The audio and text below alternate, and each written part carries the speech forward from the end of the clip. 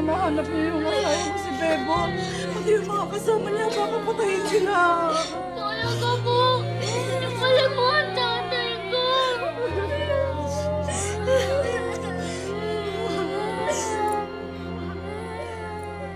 Huwag na kayo umiyak.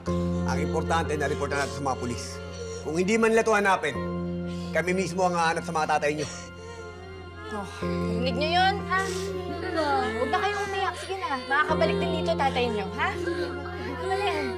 Gabo, sino naman kayang kumuha kay Lamang Babot?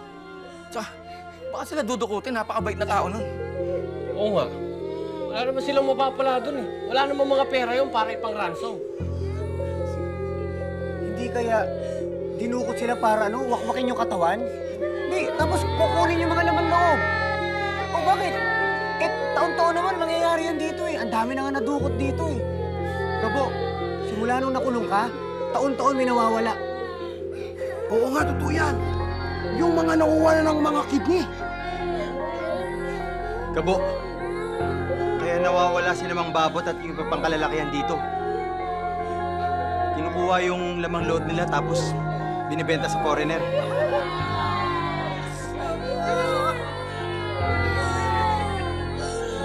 Ang ibig sabihin, hindi lang ngayon nangyari to.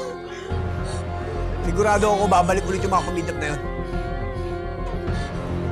Ay, Siling, pinapangako namin sa inyo. Kami mismo ang hahanap kay Lamang Babot. Salamat ka po at tinulungan mo kami.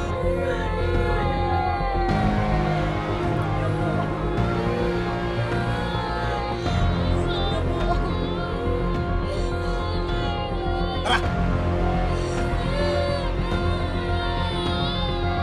Tana. Wala talaga tayong ibang maaasahan kundi mga sarili natin. Para mahalap natin sila mabakot. Akita pa natin ang buhay.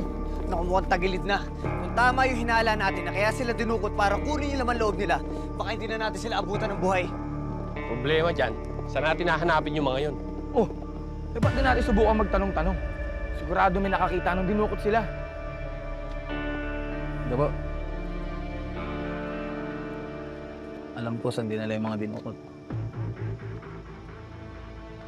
Hindi lang ako lumapit kanina kasi may mga ideya. Kami kasabot pa yung mga yun.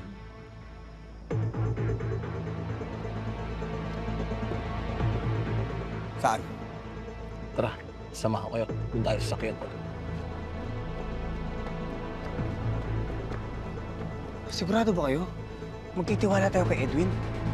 Wala na tayong magagawa ngayon, kundi magtiwala. Kung gusto natin makita sila Mambabot. Tara!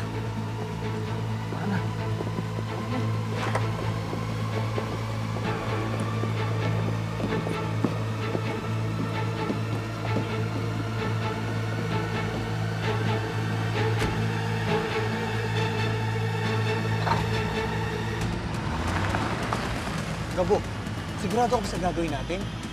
Eh, mga armado yung sindikato na yan eh. Mamamatay lang tayo. Wala nga tayong kargado oh. Bakit tayo matatakot? Eh mga taga-tundo tayo.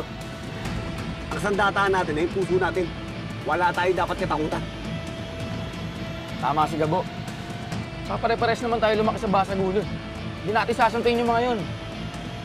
Kung mamatay man tayo sa pagligtas natin kay Lamang Babot at sa mga kalugar natin, bahala na.